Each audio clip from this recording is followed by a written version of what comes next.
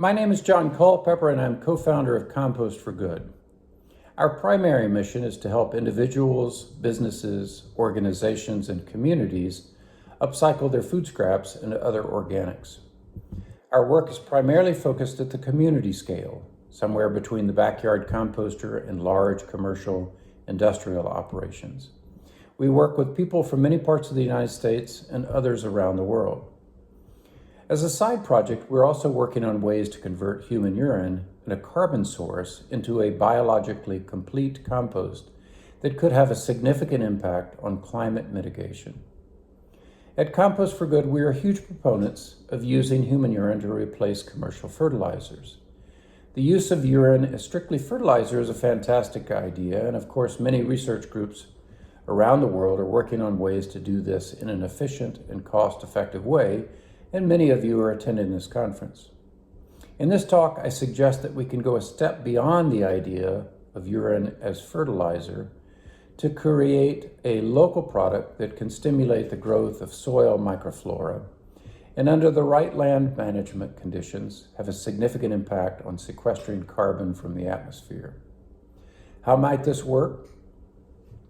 Well, urine contains a reasonably high amount of nitrogen. That nitrogen can be combined with a high carbon material to produce biologically complete US EPA Class A biosolids compost. Class A compost has no restriction on use. This means it can be used on vegetable gardens, children's playgrounds, lawns, sports fields, etc. When biologically complete compost or a slurry made from that compost is incorporated into soils, and under the right conditions, that compost or slurry inoculates soils with trillions of different types of soil microflora. These include bacteria, fungi, and many other types of microbes. In many plant soil systems, plants are capable of, and sometimes will, export up to 50% of the sugars that they produce through photosynthesis. Those sugars are pumped out of the roots and into the soil adjacent to the root. Now think about that. To what advantage would a plant expend all of the energy to produce photosynthase, primarily sugars, and then pump those high energy, high carbon compounds out through their root systems? As it turns out, soil microflora take advantage of this process to form a close association with plant roots, thereby benefiting from those photosynthetes. The plant is literally spending lots of energy to feed the trillions of different microbes that are close to their roots. The big star in the story, at least in terms of climate mitigation, is mycorrhizal fungi. Mycorrhizal fungi form symbiotic relationships with a wide variety of plants, fusing with plant roots, shunting water and nutrients into the plant, thereby increasing plant growth, which stimulates the plant to produce more photosynthetes that further stimulate the growth and development of even more mycorrhizal fungi. This symbiotic relationship is so successful that in some soils, the biomass of the underground biota far exceeds the above-ground biota. That biomass contains a huge amount of carbon that originally came from the atmosphere through the process of plant photosynthesis. In forest systems, mycorrhizal fungi can form structures that are many times more massive than the combined biomass in all of the trees to which they are attached. In fact, it is thought that the largest single organism on the planet is a mycorrhizal fungal mass named Pando, somewhere in Oregon, which covers almost 2,400 acres and is estimated to be several thousand years old.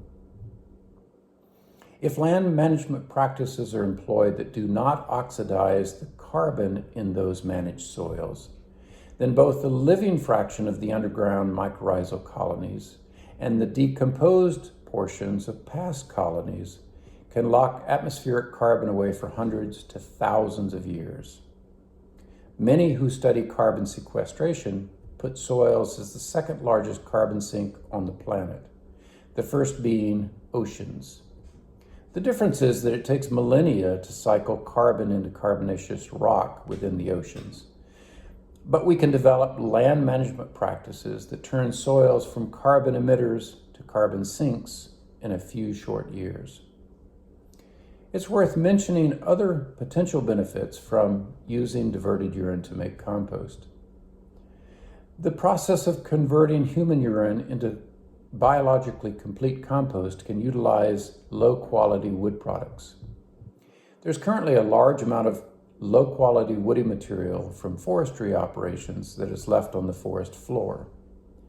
Finding a market for this low-quality woody material could be a significant way to reduce forest floor fuel loading and therefore the frequency and severity of wildfires, along with providing additional jobs in the forestry industry. This process involves thermophilic composting. Many studies have shown that most pharmaceuticals are broken down into simpler, less harmful compounds in a high-temperature environment. In our work, we have test results that suggest that the original nutrients contained in the urine are largely stabilized and maintained in the finished compost. Diverting urine from conventional wastewater treatment plants reduces the cost of operations to those plants, especially plants that have high phosphorus and nitrogen removal requirements. Our work has also shown that urine can be used to speed up the decomposition of food waste within in-vessel composting systems. Reducing the retention time of food scraps in composting systems, even by a little, could have a significant positive impact on those systems. At Compost for Good, we have developed a simple, safe, and effective approach using urine, water, and densified wood pellets, in which aerobic microbes bring the mix up to about 140 degrees Fahrenheit for more than 4 consecutive days. To date, in our experiments, we have processed over 500 gallons of urine into a beautiful finished compost that looks, smells, and feels just like compost that you might purchase from your local garden center.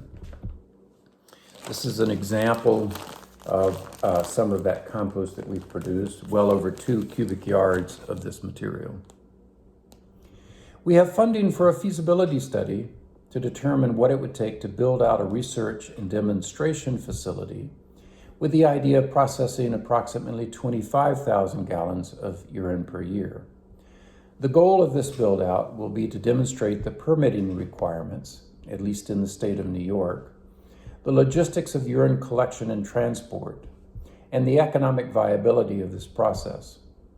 If successful, we can imagine an economic incentive to motivate entrepreneurs to replicate this model in other places.